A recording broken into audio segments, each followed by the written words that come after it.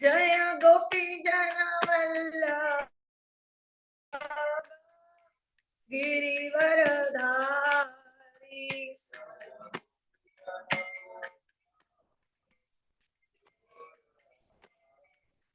यशोदनन्दन व्रज जनरञ्जन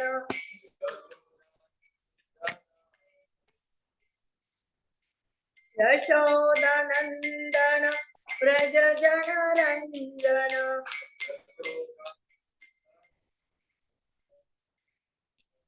यमुना तीरा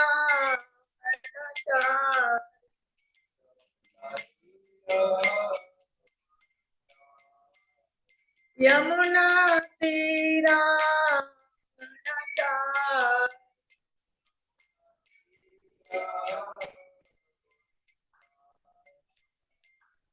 जय राधा माधव कुंज बिहारी।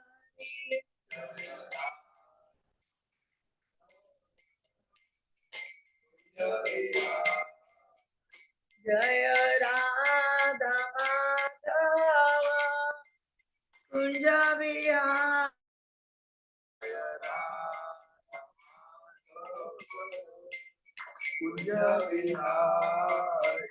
जय राधा माधव कुंज बिहारी।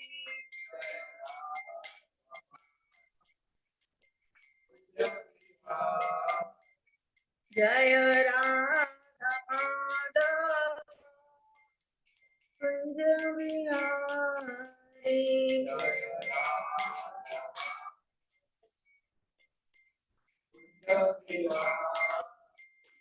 हरे कृष्णा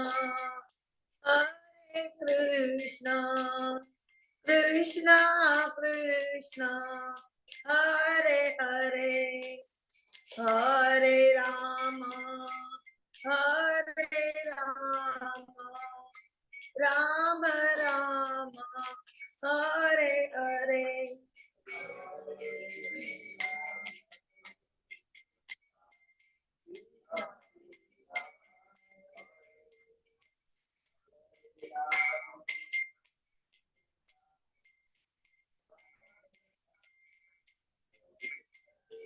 हरे कृष्णा कृष्णा कृष्णा हरे हरे हरे राम राम राम हरे हरे।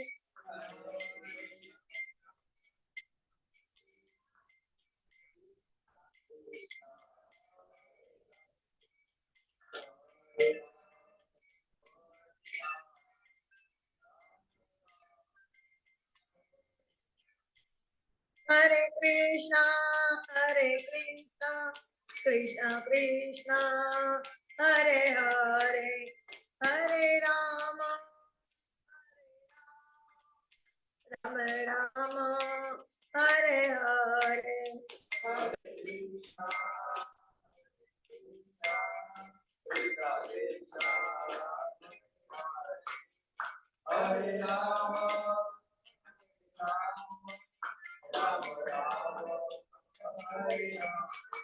जय जय प्रभुपाद जय जय प्रभुपाद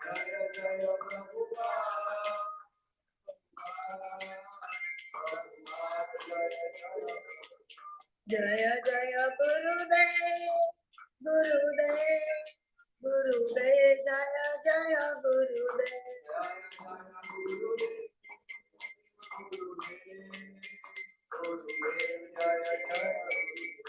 जय जय जय जय प्रभुपाद जय जय प्रभुपाद।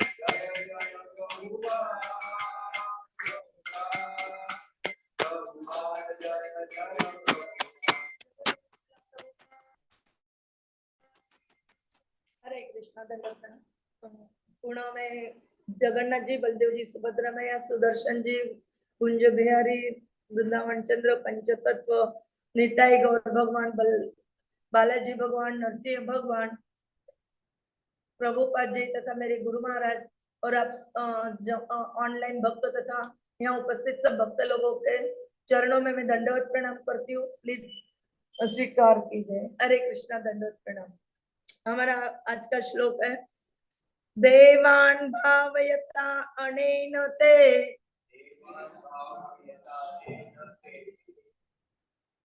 देवाः भावयन्तु परस्परं भावयन्तः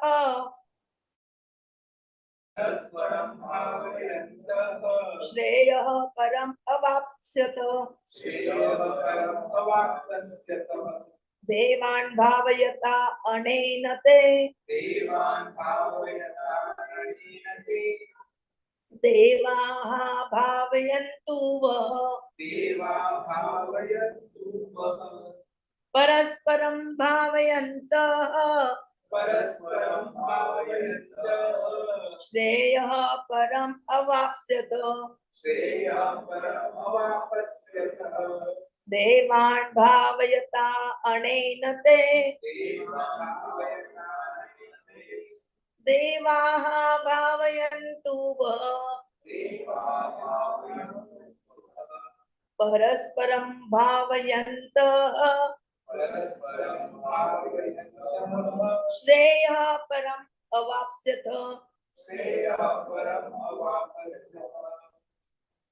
कोई दोहराएगा? देवान् भावयता अनेन ते देवान् भावयता अनेन ते देवाः भावयन्तु परस्परं भावयन्तः परम् अवाप्स्यतः। हरे कृष्ण। प्रभु देवान् भावयता अनेन देवान् भावयता अनेन ते देवाः भावयन्तु देवा भावयन्तु परस्परं भावयन्तः परस्परं भावयन्तः श्रेयः परम् अवाप्स्यत। हरे कृष्ण। श्रेयं परमवाप्स्यत। ऑनलाइन कोई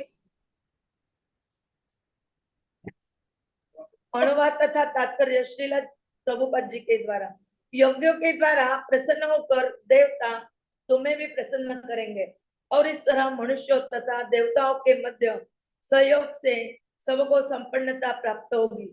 तात्पर्य, देवतागण सांसारिक कार्यों के लिए अधिकार प्राप्त प्रशासक है।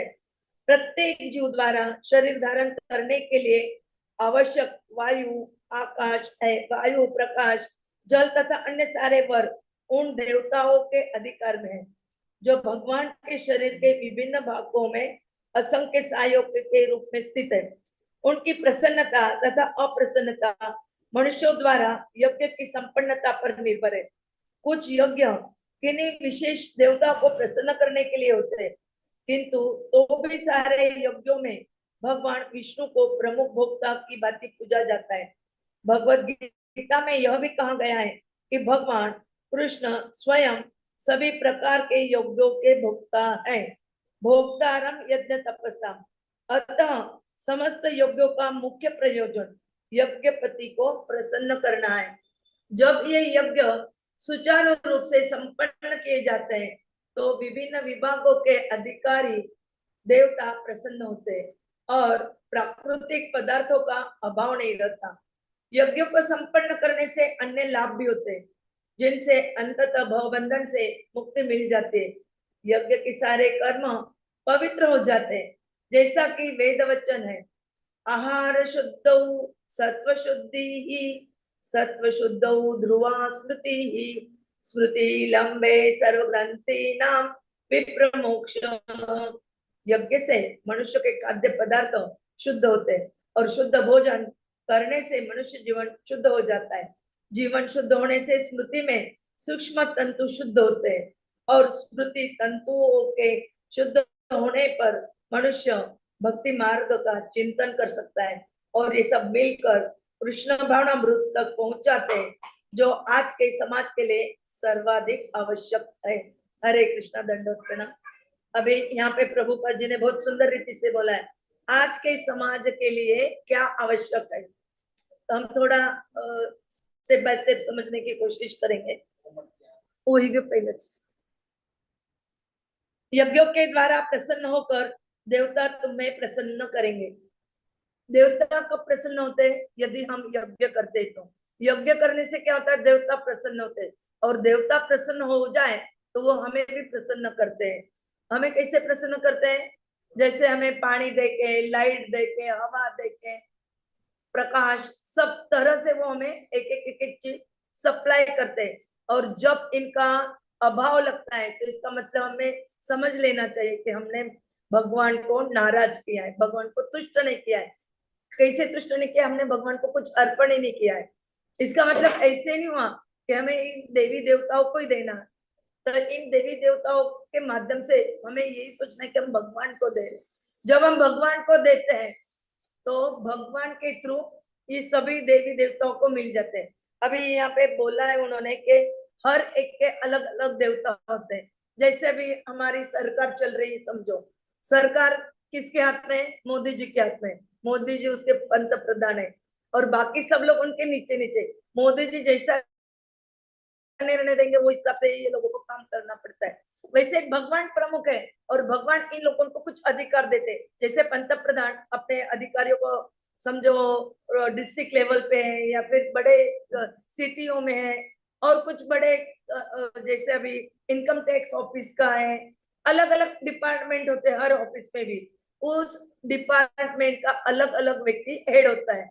जैसे अभी हमारा ये जो बीवाईसी खराड़ी सेंटर है, अभी हमारे इस बीवाईसी सेंटर के हम लोग समझते हैं कि सनातन धर्म प्रभु जी प्रमुख है, और उनके अंडर में बहुत सारे डिपार्टमेंट चलते हैं। जैसे किचन डिपार्टमेंट है, डीटी डिपार्टमेंट है, कुछ नॉलेज यानी कुछ कार्यक्रम करना है तो उसको मैनेज करने के लिए, न्यूज देना है, कब क्या कार्यक्रम होने वाले, हर एक के लिए अलग अलग लोगों को ये अधिकार दिए कि वो सब लोग अपने भक्तों तक पहुंचाए, ताकि हमारा ये जो बीवाईसी सेंटर है ये अच्छी तरह से चल सके।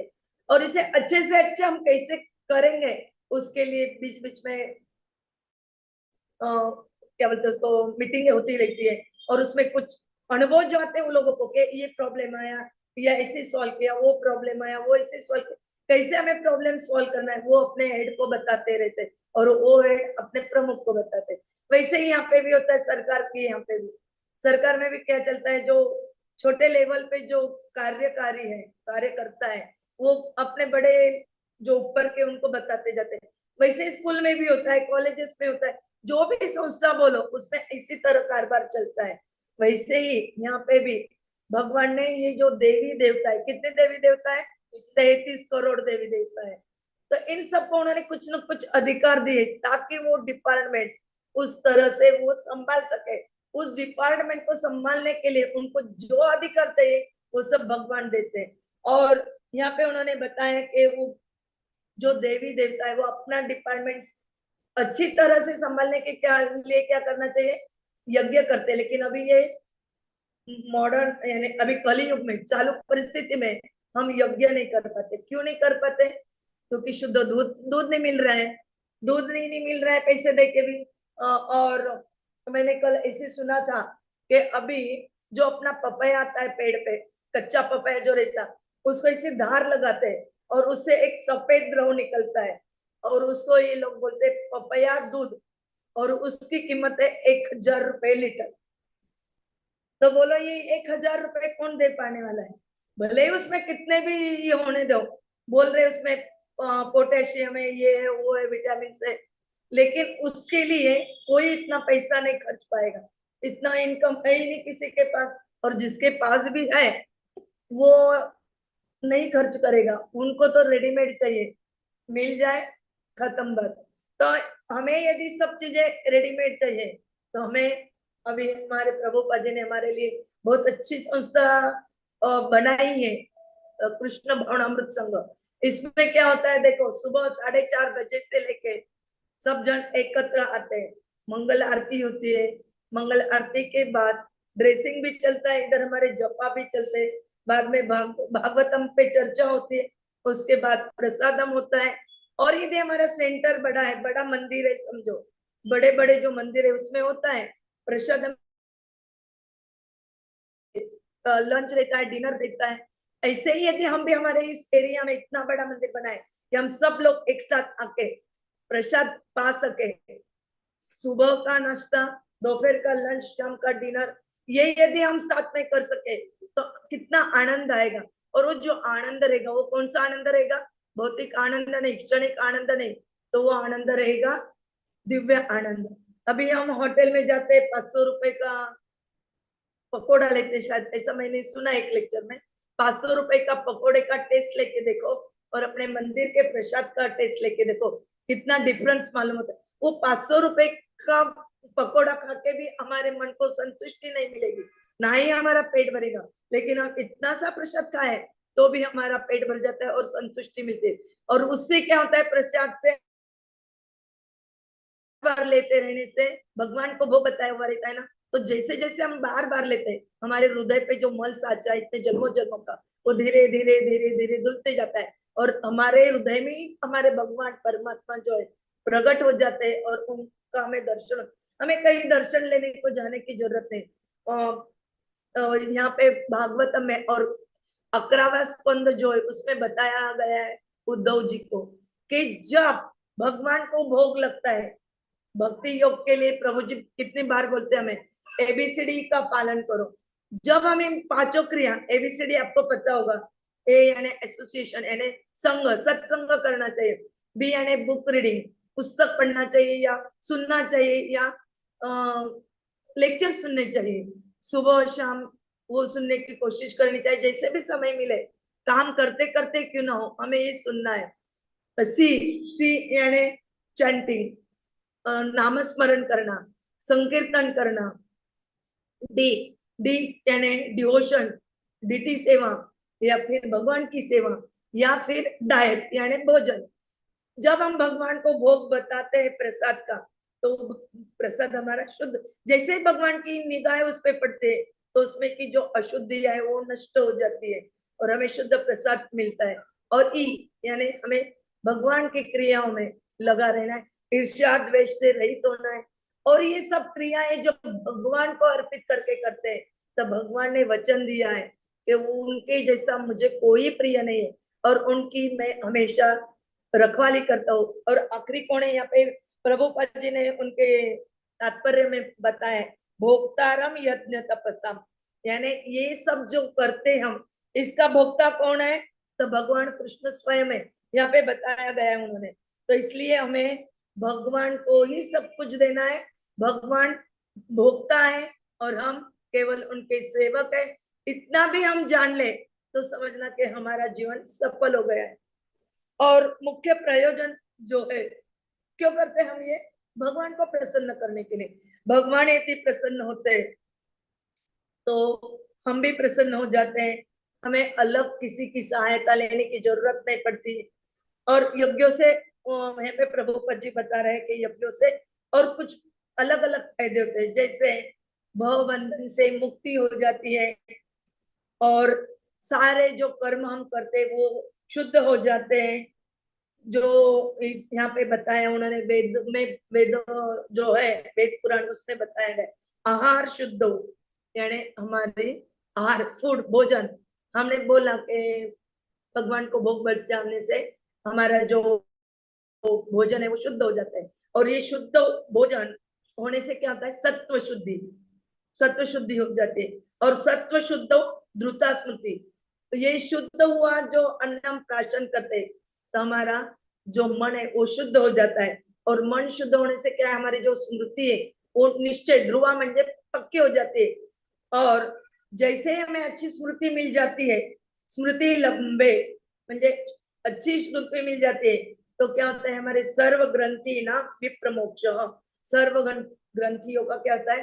धीरे धीरे धीरे मोक्ष होता है, यानी वो नष्ट होती जाती है। जो अशुद्ध ग्रंथियां है वो नष्ट हो जाती है और शुद्ध ग्रंथि यानी हमारी दिव्य कृष्ण भावनामृत ग्रंथि का निर्माण होता है। और जैसे कृष्ण भावनामृत ग्रंथि निर्माण होती है तो हम क्या होता है? हम आसानी से हमारा जो चैंटिंग करना है या फिर जो संकीर्तन करना है वो हम अच्छे से कर सकते हैं।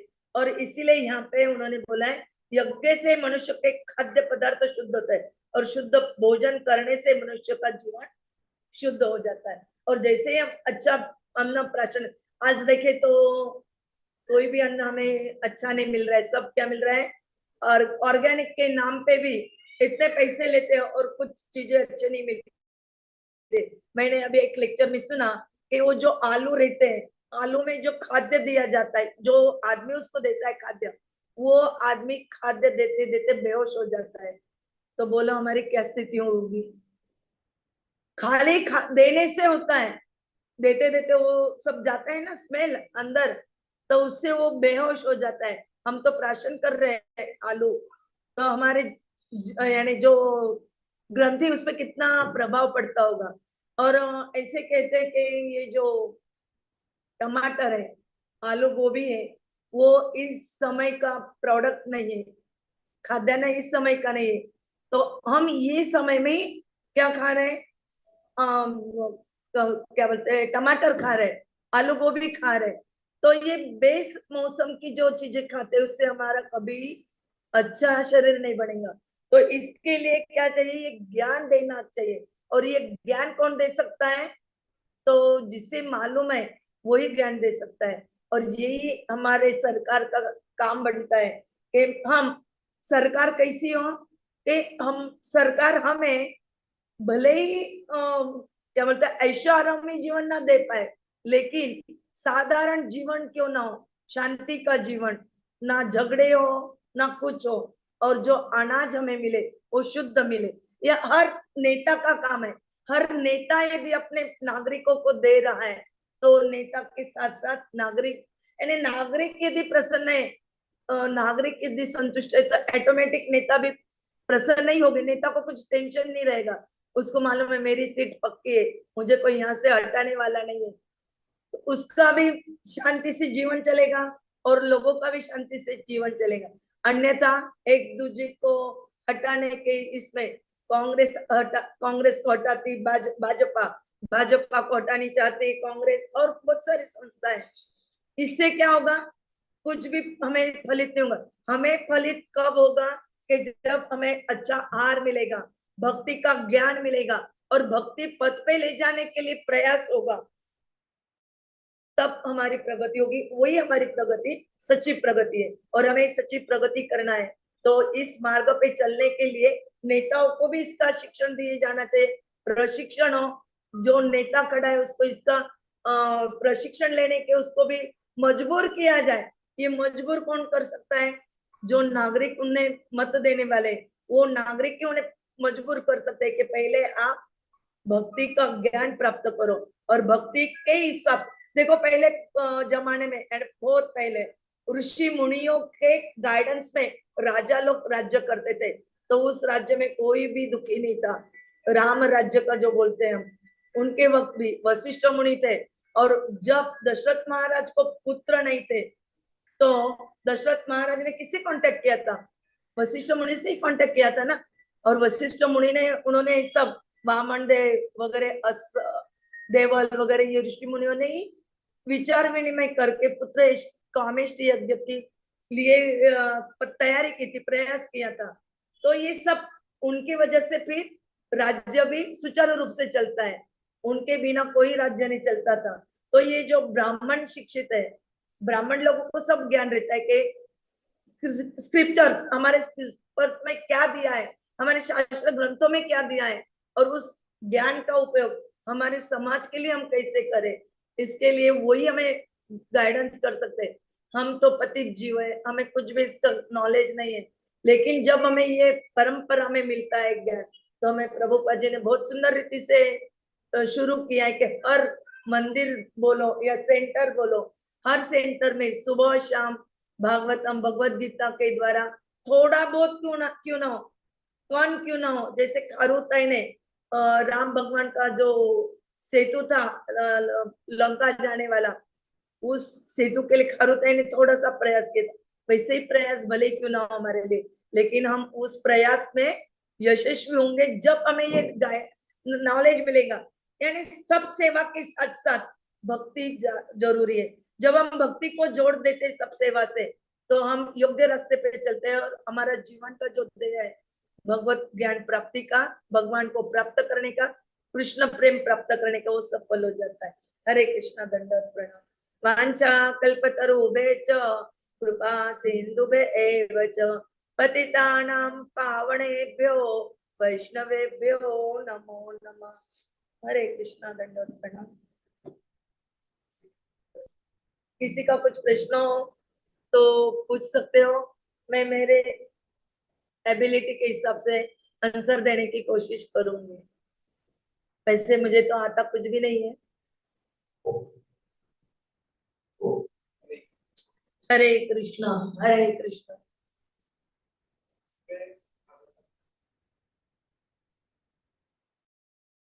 सुबह 7:25 को भागवतम क्लास रहेगा। आप भले ही यहाँ ना आ पाए, लेकिन ऑनलाइन भी आप ज्वाइन कर सकते हो। आप यदि नहीं जुड़े हैं बीवाईसी से, तो आप आपका नंबर दे दीजिए, आपको बीवाईसी सेंटर से जोड़ा जाएगा। फिर आप कहीं पे भी रहो, इंडिया में या इंडिया के बाहर कहीं पे भी रहो, आपको समय पे क्लास सुनने को मिलेगा। हरे कृष्ण। हम 3 बार हरे कृष्ण महामंत्र बोलकर माता जी का धन्यवाद व्यक्त करेंगे। हरे कृष्णा, हरे कृष्णा, कृष्णा कृष्णा हरे हरे, हरे राम, राम राम हरे हरे। हरे कृष्णा, कृष्णा कृष्णा हरे हरे, हरे राम, राम राम हरे हरे। हरे कृष्णा, कृष्णा कृष्णा हरे हरे, हरे राम, राम राम हरे हरे। वांछा कल्पतरुभ्यश्च कृपा सिन्धुभ्येव च पतितानां पावनेभ्यो वैष्णवेभ्यो नमो नमः। कोई कुछ बोलना चाहे तो बोल सकते हैं, और कुछ गलती हुई हो तो मुझे माफ कर सकते हो। हाँ, प्रभु जी का क्वेश्चन है कुछ, और एग्जाम लेने के लिए ना हो।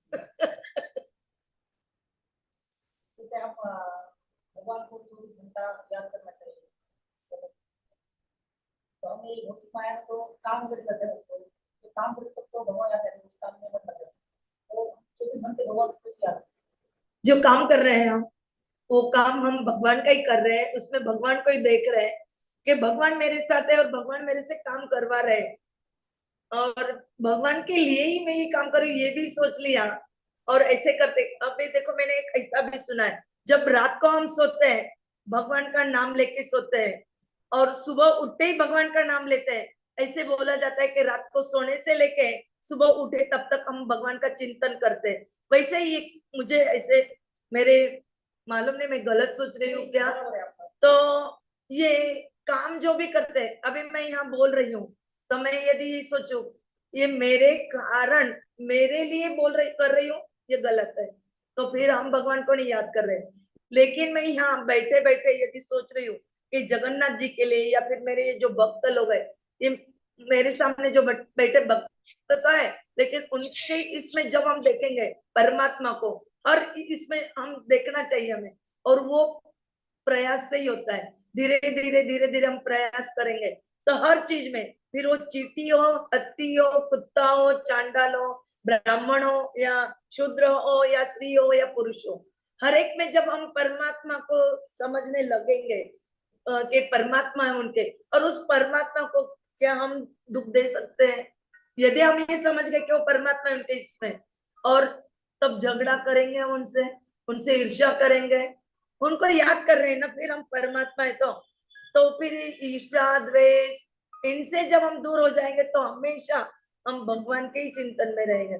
जैसे अभी हमारी यशोदा मैया हर काम करते करते या दही बिलोते बिलोते भी, गोपियां भी जब दही यानी छाछ बनाती थी, लोनी निकालती थी, तो कृष्णा के भजन हमेशा सोचती थी। और जब कृष्णा जंगल में जाते थे गाय चराने के लिए, तो वो यही सोचती थी कि अभी कृष्णा क्या कर रहे होंगे, पेड़ के नीचे बैठे होंगे, बांसुरी होगी उनके हाथ में, फिर वो बांसुरी बजा रहे होंगे, और सब बच्चे उनके गोल बैठ गए होंगे, वो भी वो सुन रहे होंगे बांसुरी की धुन, गायें भी सुन रही होगी, गायें भी आराम कर रही होगी।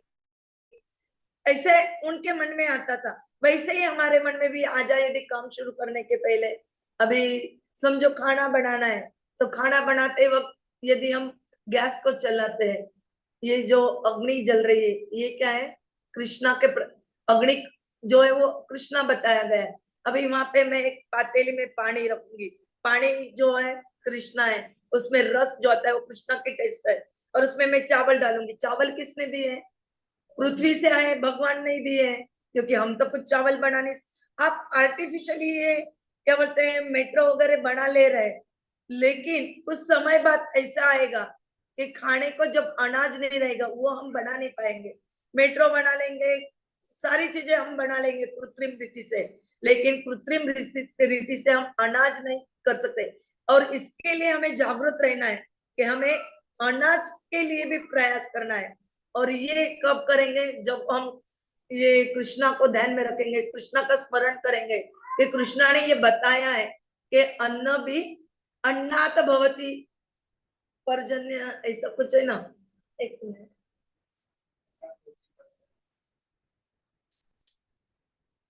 मैं भी भूल गई उस श्लोक पढ़ा।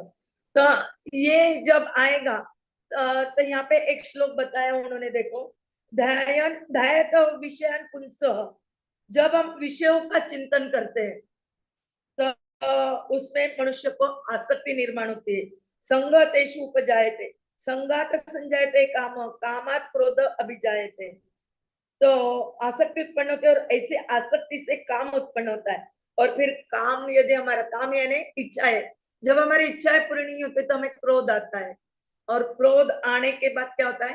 क्रोधात भवति सम्मोह, उससे क्या होता है? सम्मोह, मोह होता है, और सम्मोहात स्मृति विभ्रम, उससे स्मृति स्मरण शक्ति हमारी नष्ट होती है, और स्मृति भ्रंशात बुद्धि नाश, और बुद्धि नाशात प्रणश्यति, और जब बुद्धि का नाश होता है तो क्या होता है? हमारा अधपतन होता है। तो हमें इसलिए कृष्ण का चिंतन करना है, ताकि हम चिंतन तो करते ही है ना, जो भी कार्य करते हो इस तरह से हम कृष्ण का ही सोचे कि ये कृष्ण का ही सब कुछ, क्योंकि कृष्ण ही सबके निर्माता है। और कृष्ण को एक बार हम समझ ले कि कृष्ण निर्माता है और हम केवल सेवक है, तो सेवक का काम क्या रहता है? जो दिया ये करो, ये लीजिए आप चिट्ठी, वो दूसरे अधिकारी को दे के आओ, बस उतना करना है, उसमें हमें कुछ ये नहीं करना है गड़बड़। मैं ये अधिकारी के पास क्यों जाऊं, इसके पास नहीं जाता, मैं वो दूसरे अधिकारी के पास जाता हूँ। चलेगा क्या? वैसा नहीं चलेगा। वैसे ही हमें जब ये सोचने लग जाए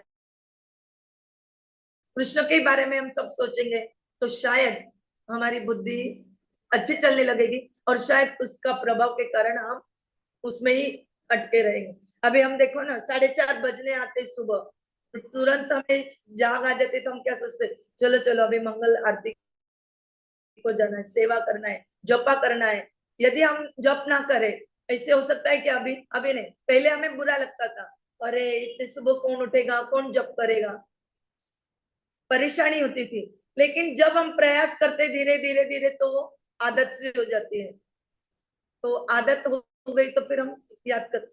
और कुछ के इसके अलावा कुछ होगा तो पता नहीं, मुझे कुछ कहना है? जपा, जपा तो बोला ना, जपा करो, हमेशा भगवान याद रखें। Chant and be happy, be happy, बस उसका एक ही सूत्र है, चैंट एंड बी हैप्पी। हम जो बोला ना कि रात को सोते समय भगवान का नाम ले, सुबह जब उठते तो भगवान का नाम लेना चाहिए। रात भर में जितने भी हम सांस लेते हैं वो सब भगवान के नाम ले जाते हैं।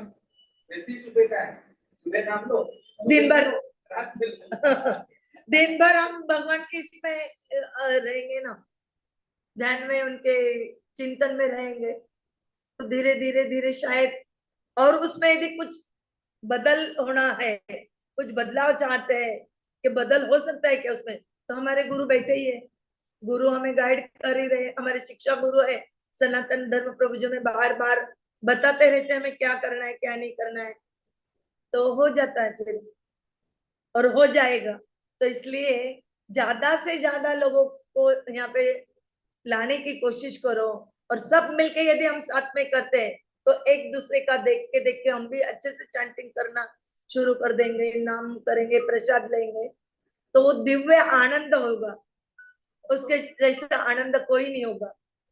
भले ही हमें करोड़ों रुपए दे दे। किसी ने मुझे बोला कि अभी समझो किसी को पानी चाहिए, अभी मुझे प्यास लगी समझो, मैंने पानी मांगा और उसके अलावा पानी न मिलते हुए मुझे किसी ने बोले ये 10,000 रुपए लो, क्या मेरी प्यास बुझेगी? नहीं बुझेगी। प्यास के जगह पानी ही चाहिए। तो भगवान को भी क्या चाहिए? अपने बच्चे, हम उनके बच्चे हैं, मेरे पास ही आए। और जब हम अपने माता पिता के पास जाते हैं तभी हम संतुष्ट हो पाते। कोई बच्चा रोता होगा तो वो बच्चे को भले हम कितने भी ले लें, उसको कितनी लालच बताए, चॉकलेट देंगे, लॉलीपॉप देंगे, वगैरह वगैरह, आइसक्रीम देंगे, नहीं मानेगा वो। जब उसकी मम्मी उसको लेगी गोदी में तब वो तुरंत रोना बंद कर देगा, भले उसकी मम्मी उसे चाटा क्यों ना मारे। लेकिन उसका ये शायद बराबर है कि नहीं मालूम नहीं, अनुभव आप लोगों को भी होगा ही। तो भगवान भी हमारे माता पिता है, तो हमें हमारे माता पिता के पास ही जाना है, और जब उनके पास जाएंगे तभी हम संतुष्ट होंगे। हरे कृष्ण, दंडवत प्रणाम। शायद पूरी तरह ना समझा पा रही हूँ, लेकिन प्रयास करेंगे कि हर बार थोड़ा थोड़ा समझने की और समझने की कोशिश करेंगे। हरे कृष्ण, हरे कृष्णा। ऑनलाइन ड्यूटी हम यही क्लास बंद कर दे, फिर किसी का प्रश्न नहीं है तो सुबह मिलते 7:30 बजे।